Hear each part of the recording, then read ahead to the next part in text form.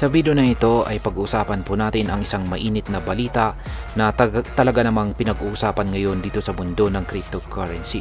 At ito po ang posibleng paglista dito kay Picoin sa isang top tier na exchange. At ito po ay kay HTX.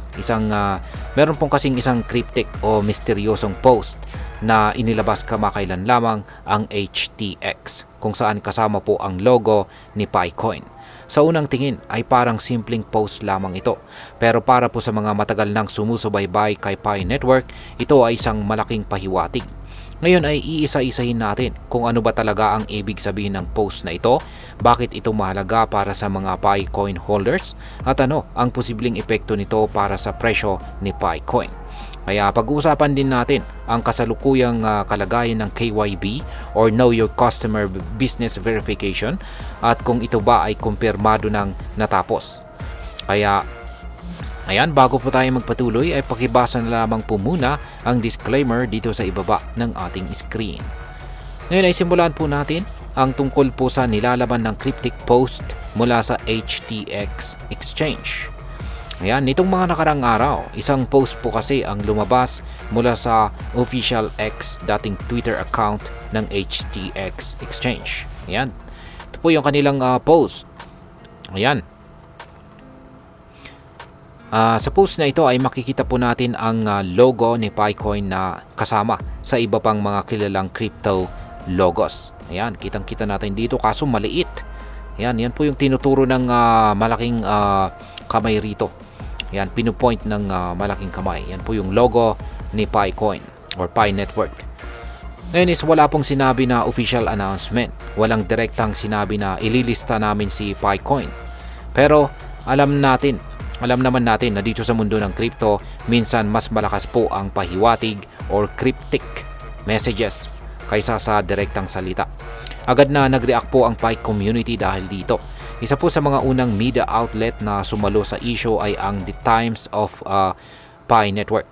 Ayon sa kanila ay posible itong sinyales ng HTX ay naghahanda na ilista si Picoin gamit ang isang verified onboarding process na ibig sabihin ay dumaan na ito sa KYB. Ngayon is ano nga bang ibig sabihin ng KYB at bakit po ito mahalaga sa listing? Ayan. Ang KYB or Know Your Business ay parang mas malalim na bersyon ng KYC or Know Your Customer.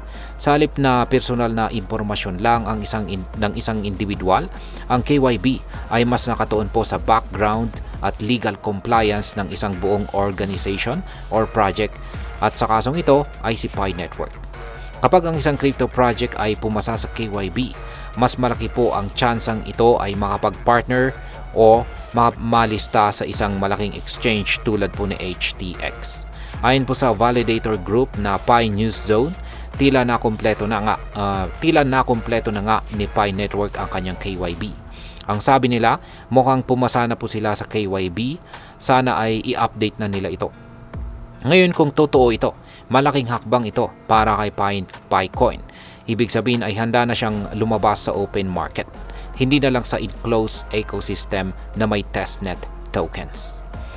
Ngayon ay ano po ang kasalukuyang presyo ni Picoin at ano po ang galaw na inaasahan dito. Sa ngayon si Picoin ay gumagalaw lang po sa presyo na halos 0.60. Hindi ito malaki pero stable. Nasa pagitan lamang po siya ng presyong 0.60 hanggang 0.63 nitong nakaraang 24 oras. Ibig sabihin ay wala pang major catalyst o balitang nagpapagalaw sa kanyang presyo. Yan, ang kanyang one-day trading volume ay bumagsak din ng halos 29% at ito po ay nasa $119.09 million na lamang.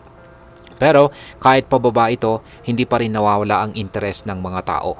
In fact, marami sa community ang nananawagan sa Picore team ng mas malinaw na direksyon at saka transparency.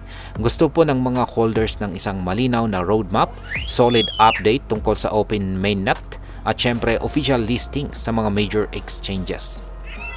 Ngayon ay bakit po mahalaga ang isang listing sa isang exchange tulad ni HTX? Yan, simple lamang po ang kasagutan dyan. Kapag si Picoin ay nalista sa isang malaking exchange tulad ni HTX, mas maraming tao ang magkakaroon ng access dito. Hindi mo na kailangang dumaan sa peer-to-peer exchanges o gumamit ng testnet tokens na walang tunay na halaga sa labas ng ecosystem. Magkakaroon ng liquidity. Ibig sabihin ay mas madali na ang pagbili at pagbenta. Mas magiging visible po siya globally. Kaya mas dadami po ang investors. Posibleng sumabog po ang presyo kapag tumaas ang demand. At higit po sa lahat, nagkakaroon ng legitimacy ang isang project kapag na-approve at nai-integrate ng isang kilalang crypto exchange. Ngayon ay ano naman po ang sinasabi ng community tungkol dito?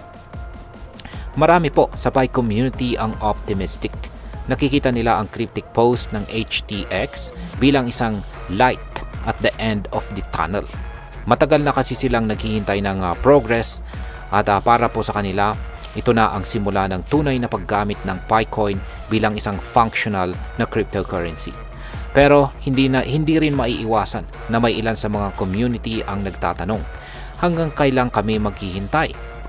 Gusto po nila ng action, hindi lang hints. Transparency ang hinihingi nila mula sa Picore team. Ngayon ay pag-usapan naman po natin ang posibleng maging epekto nito para sa atin bilang mga Pinoy crypto trader at investor ni Picoin. Yan, kung si Picoin ay tuluyan na ngang malista dito kay HTX o sa iba pang mga major exchanges, isa po itong malaking oportunidad para sa atin. Maraming Pinoy ang active sa Pi Network simula pa noong early mining phase nito. Yung iba sa atin ay may libo-libong Picoin sa kanilang wallets. Kapag naging official na po ang listing, magkakaroon tayo ng chance na gawing tunay na pera ang ating naminang Picoins. Maaari natin itong i-cash out, i-hold o i-trade para sa ibang crypto. Ito rin ang siyang magbubukas ng pinto para sa mas maraming kababayan natin na gustong pumasok dito sa mundo ng crypto.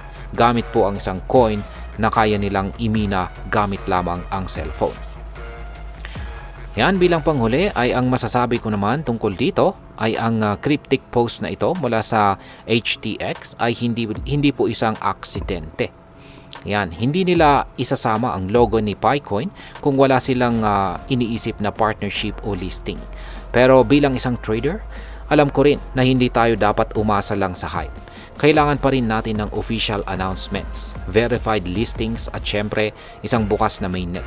Pero kung totoo nga na tapos na ang KYB at may plano talaga ang HTX, masasabi kong si Picoin ay papunta na sa susunod na yugto ng kanyang crypto journey or paglalakbay.